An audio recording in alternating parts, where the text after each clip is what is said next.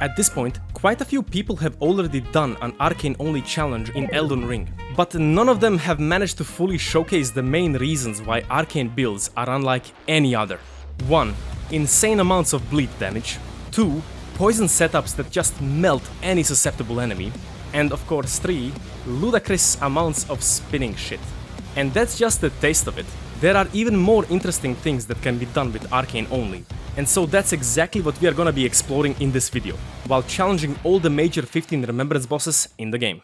One of the best weapons for this run are the spiky iron balls for sure, but the smooth iron balls are definitely more aesthetically pleasing in my opinion, which is exactly why today's video sponsor is Manscaped. They have generously sponsored this video, and the products they sent me from their new Performance Package 5.0 Ultra are of top-notch quality without a doubt. The highlight of the package is the Lawnmower 5.0 Ultra, with its dual skin-safe blade heads, now accompanied by an upgraded trimmer blade and interchangeable foil blade, makes trimming down any pesky hedges very safe and very smooth. You start off with the trimmer blade for bulk removal and then switch over to the foil blade to get all the way down to skin level. Super simple. The built-in LED light also helps a ton if you have bad lighting in your bathroom, like myself. The performance package now also comes with the Weed Whacker 2.0, with which you'll be able to cut down all of those annoying nose and or ear hairs faster than I could cut down any of the bosses in Elden Ring. Included with those two are the Crop Soother for a moisturizing and soothing aftershave, as well as the Crop Preserver for very clean deodorization. On top of all that, Manscaped has included 2 free gifts in the form of the Boxers 2.0, which look very slick in my opinion, as well as the Shed 2.0 to keep all of your grooming gear ready to go and organized. Head over to manscaped.com and get your hands on the Performance Package 5.0 Ultra today. When you use my promo code TOTO, you'll get 20% off plus free international shipping plus the 2 free gifts as mentioned. That's 20% off plus free shipping and 2 free gifts with promo code TOTO at manscaped.com. Hey, let's go guys. First thing we're gonna grab is probably going to be Poison Mothlight. That's the first thing we're gonna grab. Torrent is on vacation, yeah, exactly. Torrent is not joining us today. Today we have Iggy. Bam! Poisonous Mist, perfect. And now let's go pick up... Let's go Cheese Knights Cavalry. We don't actually need to teleport here, there is a Grace here, I think. And now I have no idea where I need to... Does he follow it? He does. I think I need to hit this part over here, which is really problematic, guys. Does the Knights Cavalry just kill himself there? Possibly, yes. Ah, the doggo is fucking everything up, guys. The doggo is literally blocking the Knights Cavalry here. What the hell is going on? Is he dead? I think Knights Cavalry... Yeah, he's dead. Let's go, boys. 1 ball and no brains. Let's go. Alright, let's try this out. How much does this do damage? It's actually pretty good damage. It's actually pretty good damage and he's immediately poisoned. And Margit is piss easy, guys, as always. Poison Mothlight. 2000 damage on Poison Mothlight? That is insane. The way Poison Mothlight works, guys, it basically applies extra damage to any poison foe. But it seems to also, like, remove the poison after that. So we're gonna do this, and Poison Mothlight. And we missed. And Poison Mothlight. And he's dead. It's a very cool Ash of War, actually. I really like it. It's a very stylish way to play a poison build. Love it. Yeah, poison in this game is kinda fun, especially if you never used any of this before like myself. The main problem though in this run is that an ungodly amount of runes are required to maintain the upgrade level on every single thing that we want to try out. It's really a good thing that Miyazaki has blessed us with a crippled dragon in Caelid that we can slay for a bunch of runes, as well as the brain-dead Knights Cavalry who loves to commit suicide whenever we require it. As I said previously, there is a bunch of shit I want to try out, so we're gonna start off with the less OP things and slowly work our way up to the ridiculous stuff. We first go and farm up the Grave Scythe from the skeletons nearby the church at the start of Liurnia. One of the best scythes in the game, especially when utilized together with the buff Bloodflame Blade. Then inside of the abandoned cave in Caelid, we pick up one of the most underrated and underused weapons, the Venomous Fang. These things are a gem, as you will see a bit later. To top off our early game venture, we slip inside of Caria Manor and beat the crap out of the ghost projection of Loretta, so that we can collect another, quite curious weapon called the Ripple Crescent Axe. Try saying that 3 times fast. This axe together with its brother, the Ripple Crescent Halberd, are very unique, as in that they purely scale off the arcane stat, which gives them quite a unique effect of increasing the bleed, rot, poison or sleep buildup from any greases applied to them. But more on that later. We upgrade all of our newly acquired stuff to a respectable level for this part of the game, and now we are ready to test all of this out. We slap on Bloodflame Blade, and we spinning weapon! I mean, one slide proc is not that bad, guys, honestly. Okay, spinning weapon again. Spinning weapon! This is so dumb. One buff and completely unupgraded weapons, guys. Spinning weapon again. Yeah, this is definitely a cool way to kill Godric, guys. Spinning weapon! Gotta love them builds. Spinning weapon! Goodbye, Godrico. Definitely a cool way to kill Godric. Grab the boys. Come on, Rodan! Fuck you! Fuck you, Rodan! Yeah, Elden Ring is a hard game. Should be able to stagger him here. If you don't, I'm be surprised. Die, Rodan! How is he not staggered? What the... Bro, I really cannot believe that that is nowhere near staggerable. Come here, Leonard! What? They can attack so much.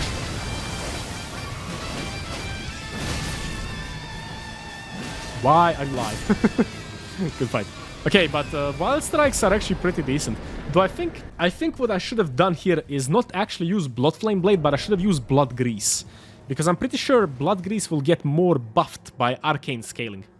Say goodbye, guys. I'm sorry, chat. What is that? R2. What the hell is that?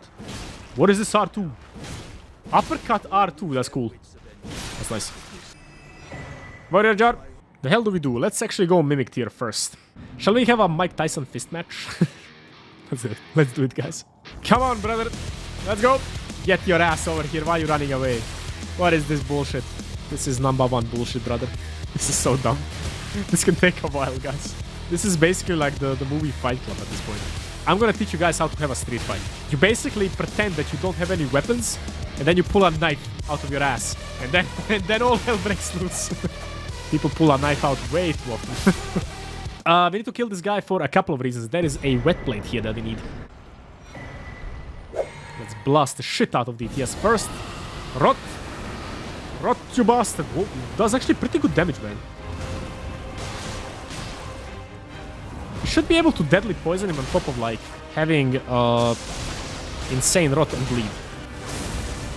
Is he double ticked? Yeah, he's now deadly poisoned and scarlet rotted. Look at how fast the health is being drained from him. That is insane, man. Let's do a finisher here. But we need to wait for the finisher. Now we can finish. There's still scarlet rot on him, so he's just dead. Goodbye, DPS. See you in hell. Well played. You gotta love how the developers went from poison and bleed damage being kinda meh in Dark Souls 3 to like batshit's insane in Elden Ring. I love it. Having now gained access to the capital, we are now ready to progress further on throughout the main roster of bosses. But first, we gotta take one little detour to pick up one of the most important talismans for our kind of build. Together with the winged sword insignia, we gotta collect Millicent's prosthesis, which can be acquired from Millicent after progressing her quest far enough and beating the Godskin Apostle inside of the Windmill Village. This fight is finally gonna allow me to showcase what the Ripple Crescent Halberd is actually capable of. Can you please sleep, my friend? And there we go, now he slept. Now we can go Spinning Slash. Spinning Slash again. Yeah, he slept immediately. This is insane. Yeah, we have the ultimate antidote to the apostles, guys. Just basically put them to sleep constantly. Yeah, he slept. Go back to sleep, my boy. Oh, this is dumb. He's basically an infinite sleep loop, guys. GG. Good fight. Having access to weapons that buff the buildup of any grease you apply to them might genuinely be a bit too strong for certain situations like this one. If you want to be really evil though, go try this build out in PvP. There is one more weapon I wanted to pick up before we progress any further. It lies inside of the shaded castle, guarded by our fellow Elemer, or Elmo, as I think that name suits him quite a bit better, honestly. After a bit of a difficult fight with him, I do manage to snag the upper hand and are rewarded with the Marai's Executioner Greatsword, which we will try out momentarily. During the fight though, I did pick up on something that I haven't picked up on before.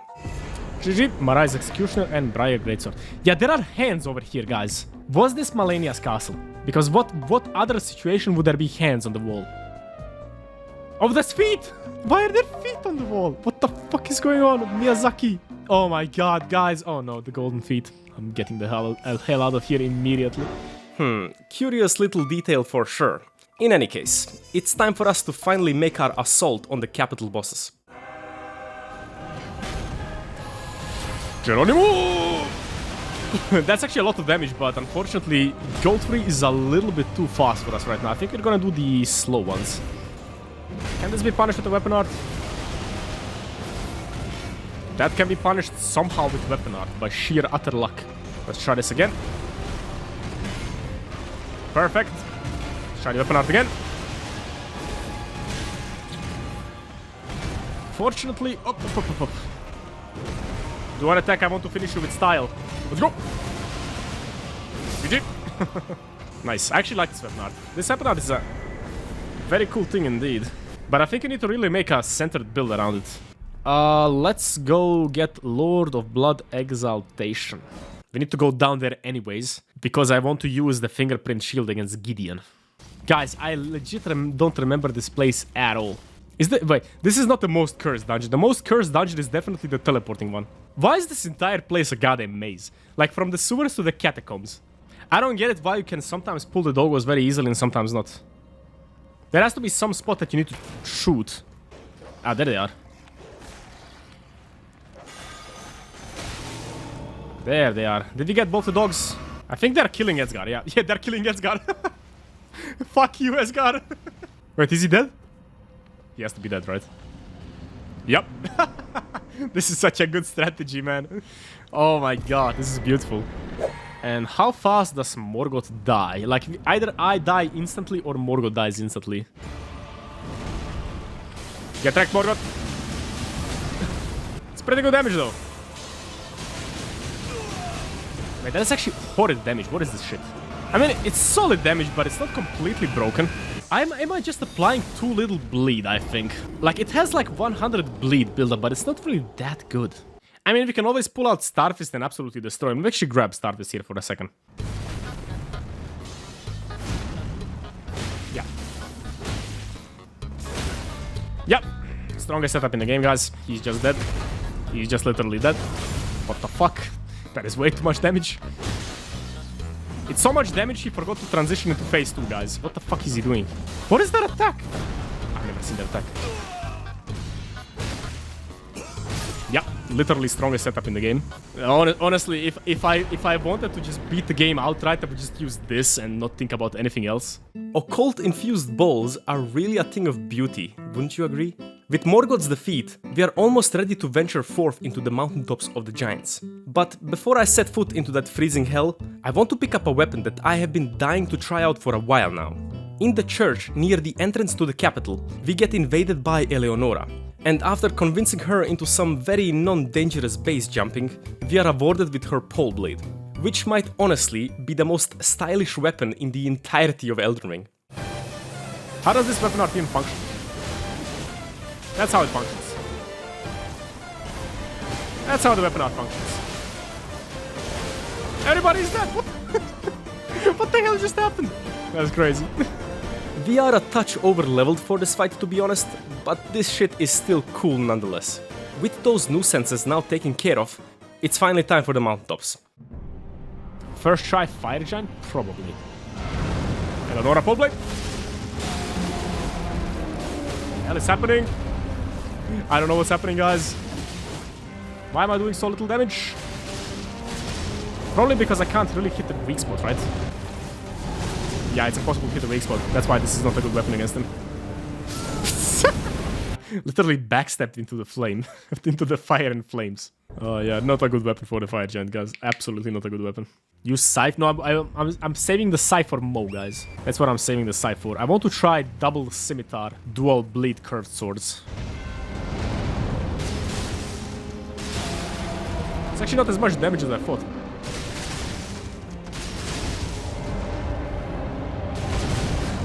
It's actually not as much damage as I thought it's going to be, guys. Like, seriously. I mean, it's still completely powerful. Don't get me wrong.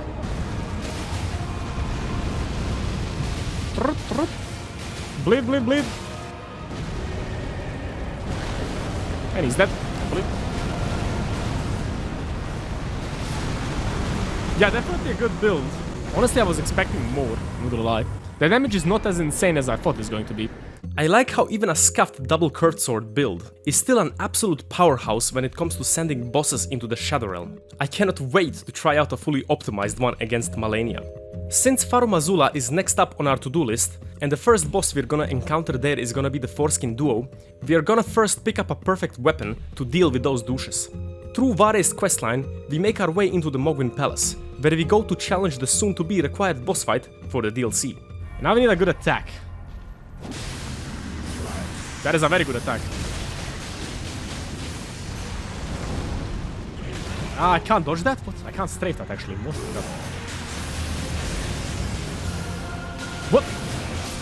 The hell are you doing, Mo? I don't understand. What the hell is your deal today? This will blast. It doesn't blast as much as I would like it though, man.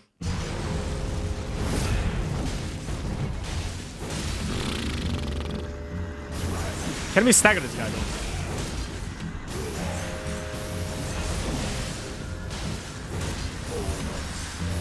Not as much as I would like it, honestly. It's actually really good, but I feel like we just lack a little bit of damage here, guys. Does the Ash of War Wild Strikes stagger enemies, guys? Does anybody know? Spinning Strikes does. I don't know about Wild Strikes. What is Spinning Strikes? Ah, the helicopter attack. Wait, we need to become the helicopter, guys. Yeah. I have an idea. It's time to mow some hay, guys. Let's go. Now we bait an attack. And Lawn Mogger. Let's go. Oh my god. Oh my god. Oh my. Oh my. Balanced. I think we found the Ash of War for this run, guys. It's called Spinning Strikes. In the immortal words of Nick Diaz, we are throwing spinning shit right now.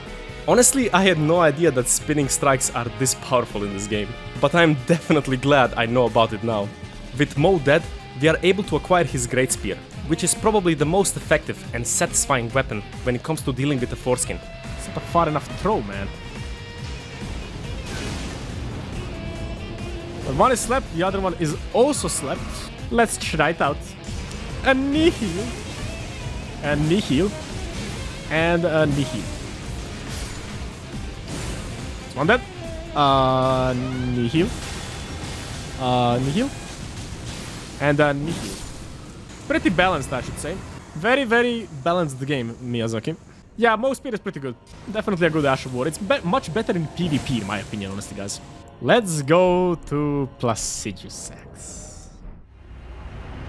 Hit him in the body. Perfect. Strafe the lightning.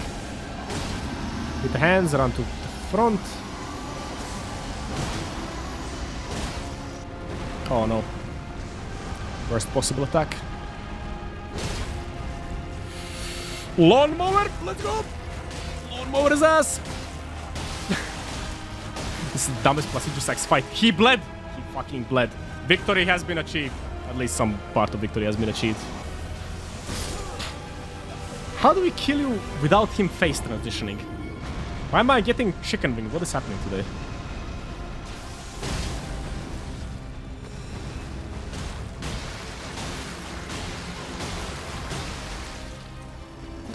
Whoa, what is that bleed, man? That bleed is absolutely wild, guys. But it's just not good enough. At this point, it's not really about killing the dragon anymore, guys. It's about sending him straight into the Shadow Realm, guys. And he's completely doing the wrong attack. I guess I'll just be satisfied with this, guys. I guess I'll just have to be satisfied with this, guys. Spin to it. There's probably a better way to do this, honestly.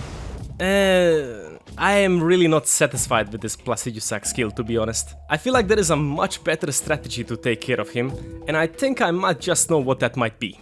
See, Arcane is not just a very good melee stat, it's also a fantastic spell-oriented stat because of the Albinauric Staff for casting sorceries and the Dragon Communion Seal for casting incantations.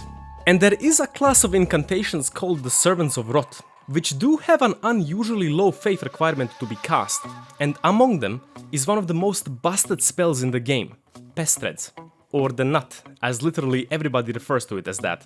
And so, with a bit of fiddling around and tweaking the build to squeeze out as much damage out of the spell as humanly possible, I do end up with something that might potentially work really well here.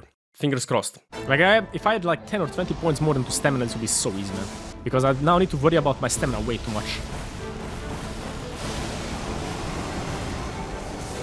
There you go.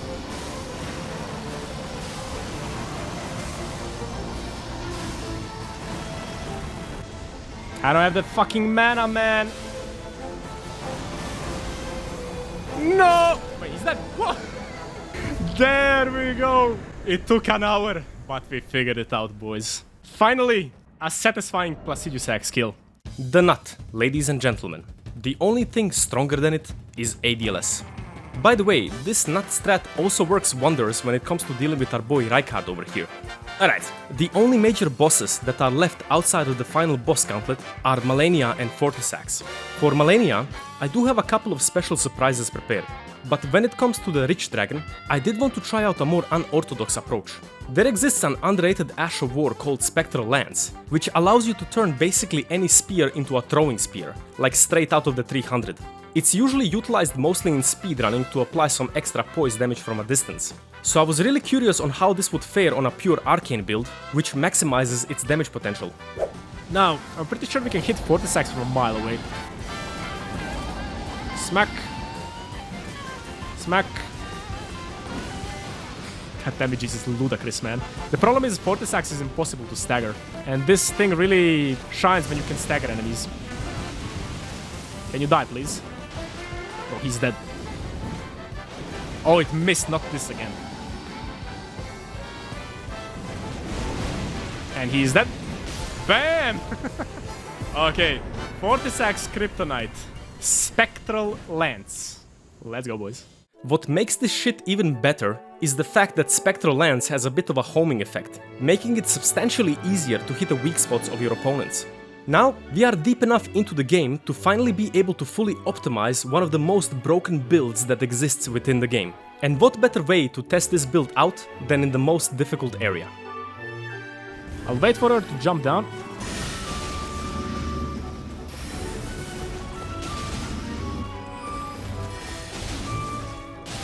That's the blade. Good fight. Okay, the bleed procs are a little bit hard to get on her, but yeah. Jumping Jack Sparrow double seppuku curved swords of doom are definitely a good idea. Wait, seppuku counts as blood loss? That is insane. That means I instantly proc both the... Oh my god, I didn't realize that.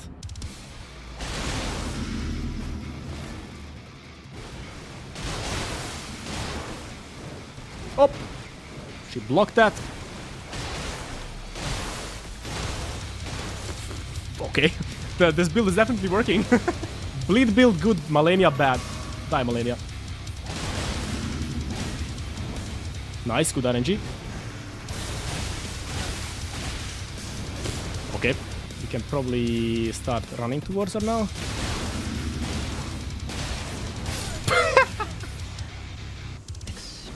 Oh my god, okay. Bleed build very good, guys. Bleed build very good, guys. Let's try another build here. We haven't killed her, actually.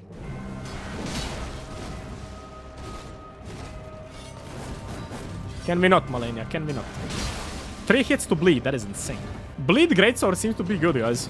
Even how dumb it sounds. Bleed Greatsword seems to be pretty decent. Yeah, Bleed Greatswords are pretty poor, guys. And you get staggers for the boys as well, yeah. This is not the dumbest strategy that I've tried out today. I tried out dumber strategies, honestly. In the ass. Perfectly.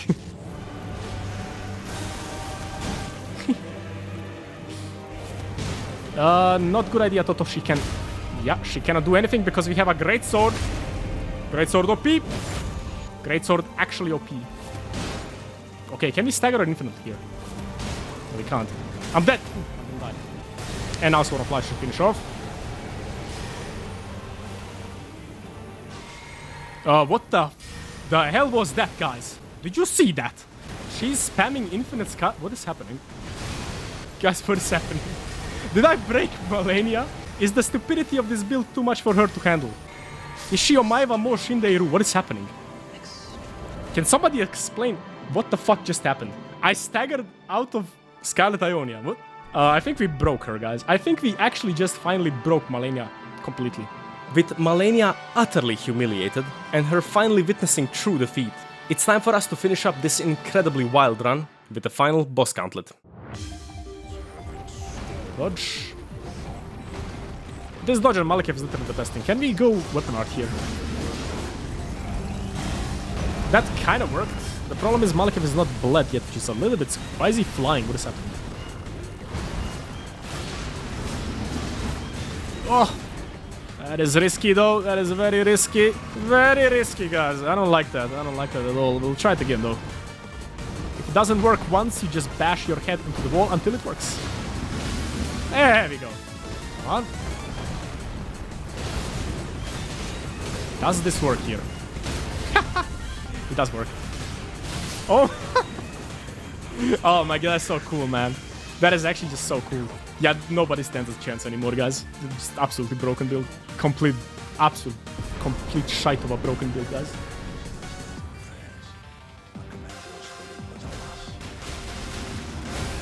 Yep. That's what I expected was gonna happen. The pain train, boys. Let's go. Alright, let's have a fair fight here, guys. Let's have an honorable and fair fight against the Joffrey. Come on, Joffrey. Yeah, any type of thrusting weapon on this guy is pretty cool because he just doesn't really have a way to deal with thrusting attacks. Thrusting attacks are lightning fast in this game. Like, they're so fast, they're kind of like cheating in PvP. If you're also headshotting him, by the way. Just so you know, guys, we are actually headshotting the poor fellow there, which is insane beyond belief. There we go. In the PP. You should bleed here, right? Okay. Okay. I don't even have that many buffs, man. I just have good talismans. No, hitting him in the PP doesn't do, unfortunately, more damage. Let's go. Let's do the most broken setup in the game.